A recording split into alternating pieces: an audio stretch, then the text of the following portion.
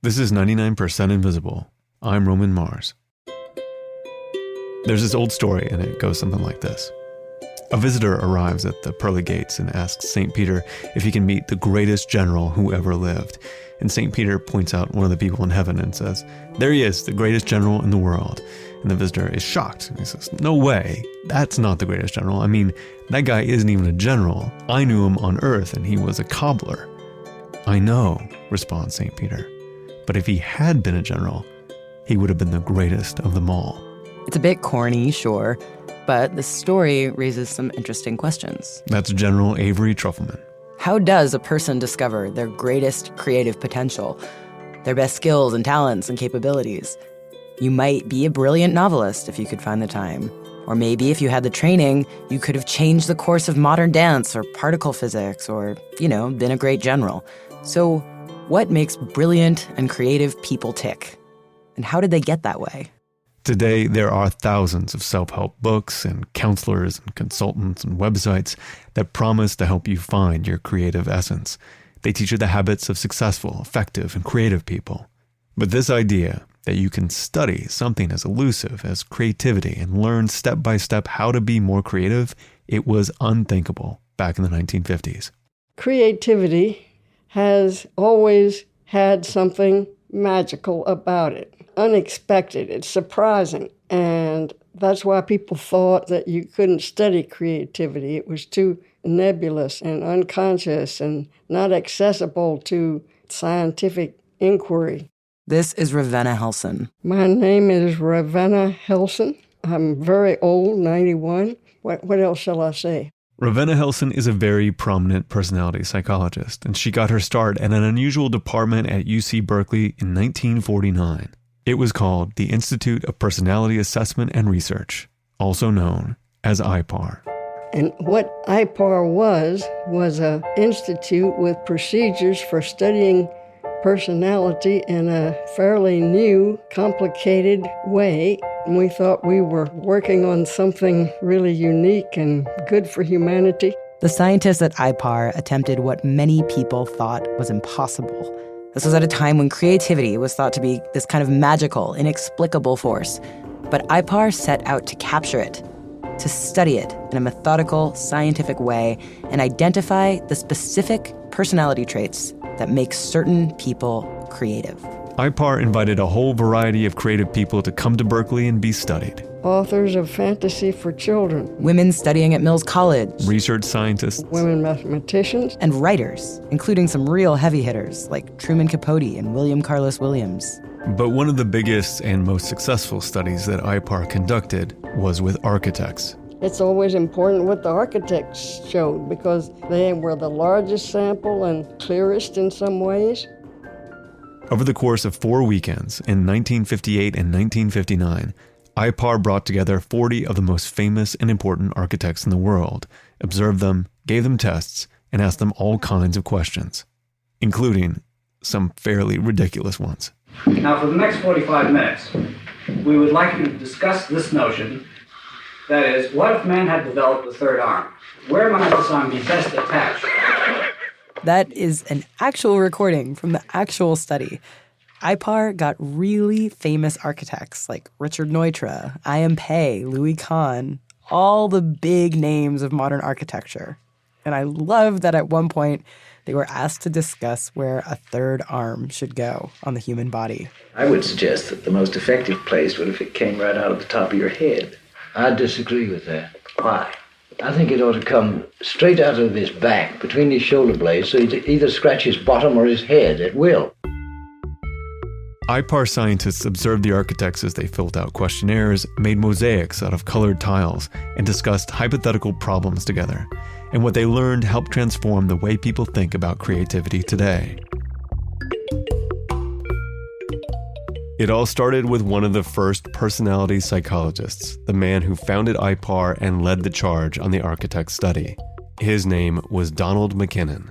MacKinnon liked to start his speeches with that story about the visitor to heaven and St. Peter, which makes sense. MacKinnon himself had a vested interest in finding the secret great general hiding within the cobbler, because during World War II, he had served in the Office of Strategic Services, which was the precursor to the CIA. McKinnon's job was to assess the personalities of American troops to see which of them could perform well in combat.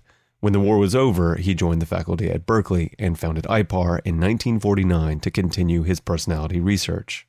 But in the mid-50s, IPAR switched from studying combat readiness and efficiency to creativity. In large part because of Sputnik. The Soviets launched the Sputnik, and that gave a huge priority to the study. How can we make our folks, the Americans, more creative so that we can beat the Russians?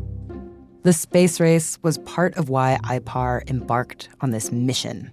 They wanted to study the personalities of particularly creative people.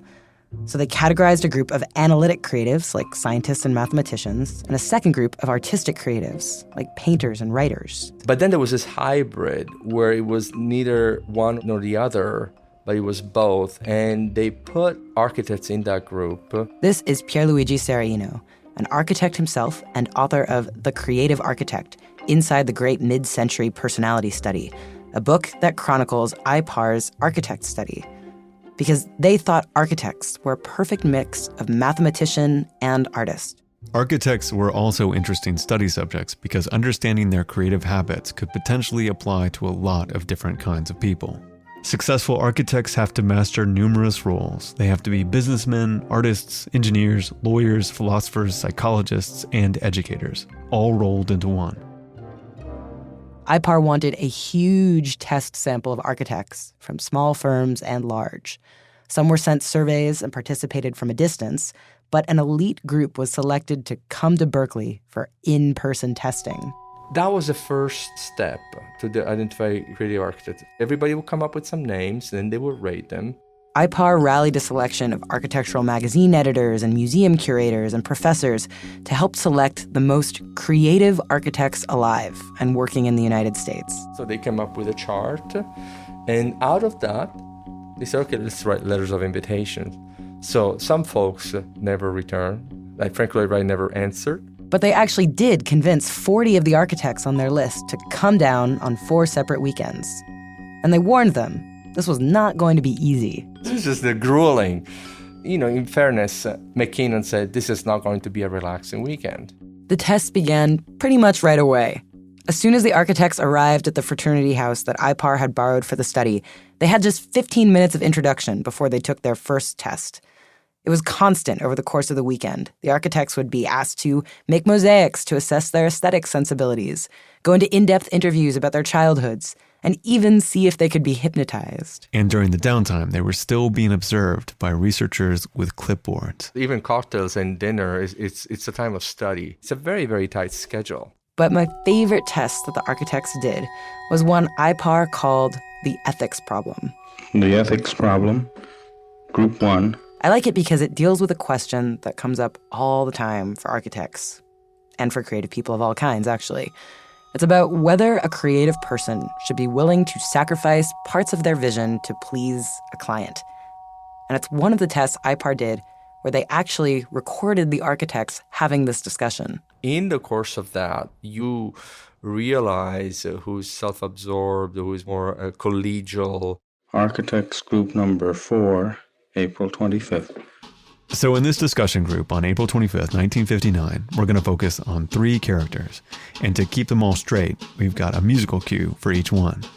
The first and foremost is architect Eero Saarinen.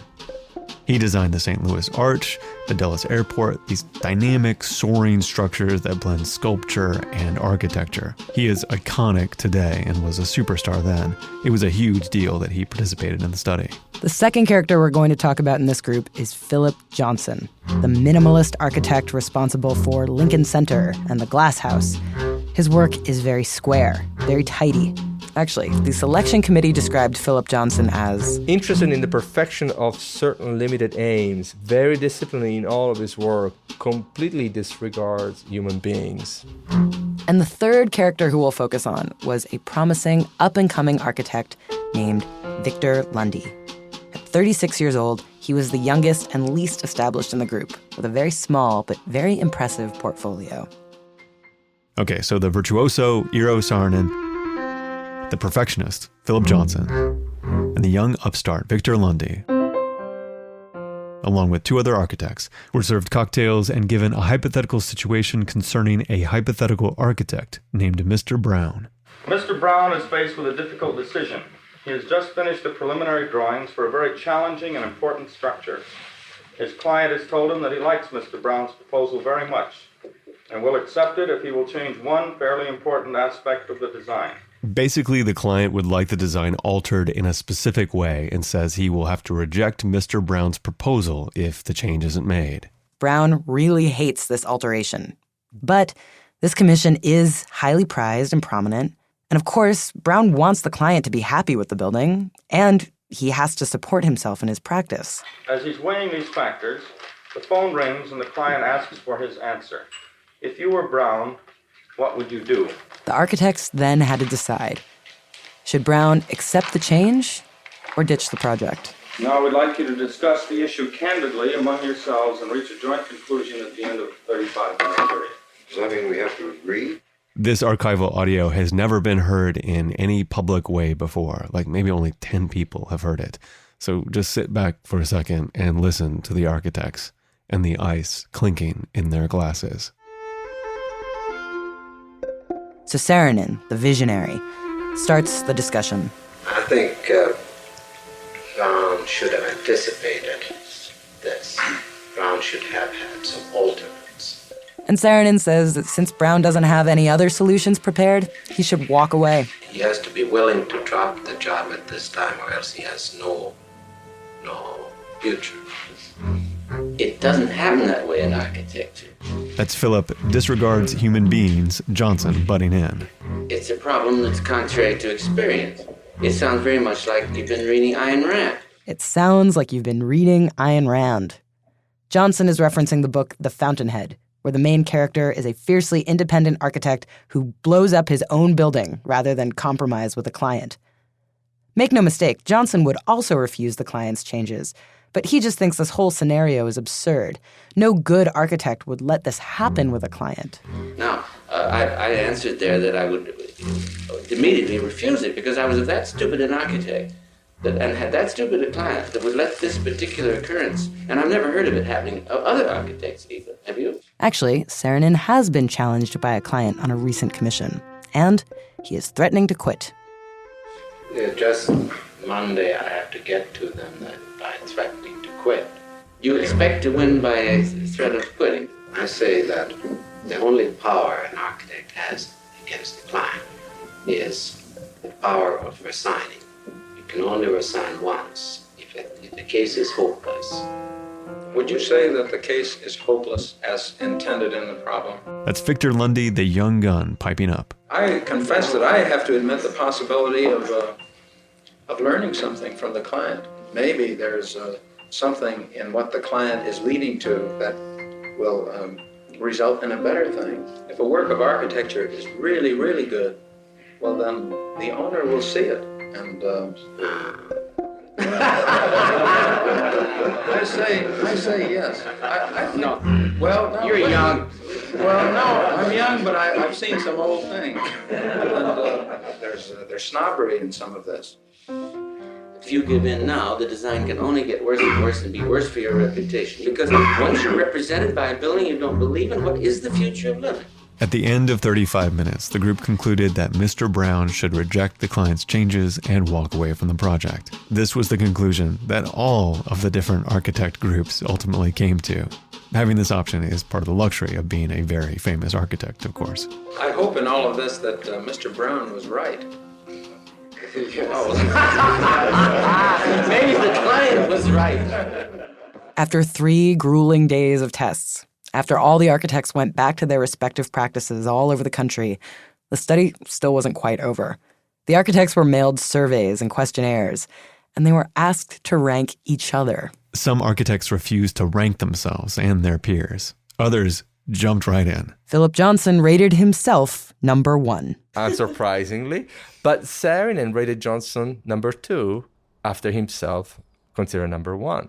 But the fact that people put themselves number 1 also talks about the conception of themselves, clearly.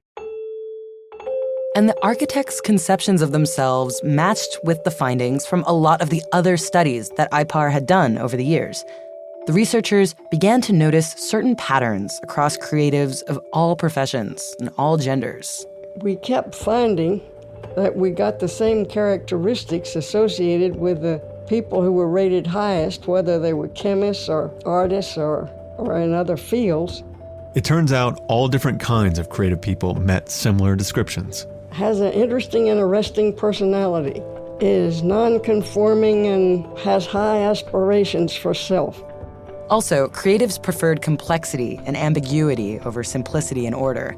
Creatives had the capacity to make unexpected connections and see patterns in daily life. But creative people didn't necessarily have to have high IQs. Intelligence isn't as important to creativity as people had thought it was. And so I guess that's another thing we found. Average intelligence will do. And it's not as if this is directly related to intelligence, but the school grade point average for the architects was a solid B-. So IPAR found that creative people tend to be non-conforming, interesting, interested, independent, courageous, and self-centered. They tend to be. They don't have to be. You have certain traits, and they come up over and over again, and that's the creative personality. But it doesn't mean that they're going to be exactly the same. I feel like I kind of could have guessed all those, right? I think it's a lot easier to say, oh, we should have known that all along after we've found it. This idea of the creative personality was remarkable at the time. IPAR's findings were lauded and spread. But over the years, people began to think about personality differently. In the 70s, an argument was emerging that maybe personality wasn't something innate within us. And maybe personalities are the results of our environments and social expectations. IPAR and their mission were called into question. The 1970s was a terrible period for personality psychologists. Ooh, I should tell you about that. We had trouble getting grants, we had trouble getting papers accepted, and we had this horrible empty feeling ourselves. IPAR ended in 1992 and became what is now known as IPSR, the Institute of Personality and Social Research, which has expanded to focus a lot more on social and cultural context, beyond analyzing individuals. But just because people aren't using IPAR's methods does not mean the study was all for naught. IPAR did prove that creativity wasn't this mysterious, untouchable thing. The studies in IPAR are really sort of iconic in our field. This is Oshin Vartanian of the University of Toronto. His area of expertise is creativity and aesthetics research. If you take any kind of course on creativity, either at the undergraduate or graduate level, the IPAR studies are always covered because they're considered to be the birthplace of the scientific study of creative personality. Today, researchers don't study creativity as a complete concept like IPAR tried to. Instead of studying it as a whole topic, they tend to break it up into pieces. So the chunk that I'm particularly interested in is the neuroscience of creativity. So essentially, what happens in the brain when a person comes up with some kind of a creative idea. Oshin also studies architects and their creativity. But rather than using, say, hypothetical discussion questions, he will put them into an fMRI machine to look at blood flow in the brain. Because now there are novel methods whereby you can actually have people design things in the fMRI scanner as the person is really kind of coming up with a room design and the parts of the brain that are involved in that. But even though Oshin's techniques are really high-tech, his research has its roots in these IPAR studies. He thinks that they were really significant. One of the major contributions that they made was to actually show that personality is a viable topic to study if you want to understand creativity. And if nothing else, the lasting legacy of these IPAR studies may be these recordings of these great architects as they discuss essential creative problems, like where on the body to put a third arm.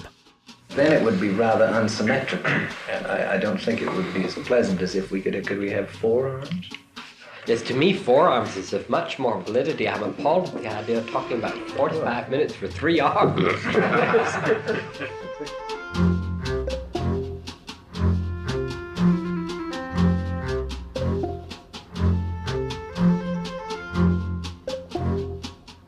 99% Invisible was produced this week by Avery Trufelman, with Katie Mingle, Kurt Kolstedt, Sam Greenspan, Delaney Hall, Sharif Youssef, and me, Roman Mars.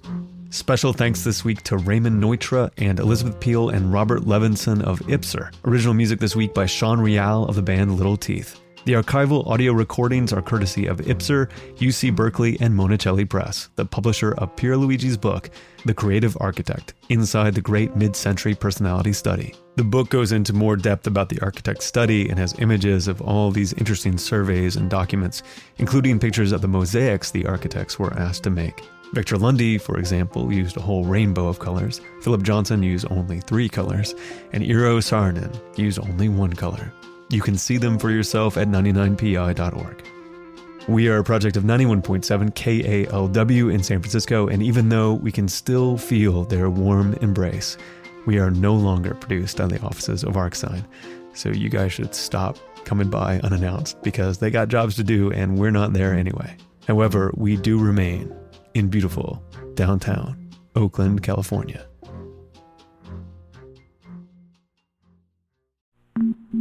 You can find the show and like the show on Facebook. Follow us all on Twitter and Instagram, but the best way to explore the 99% invisible activity that shapes the design of our world is to browse around the hundreds and hundreds of stories on 99pi.org.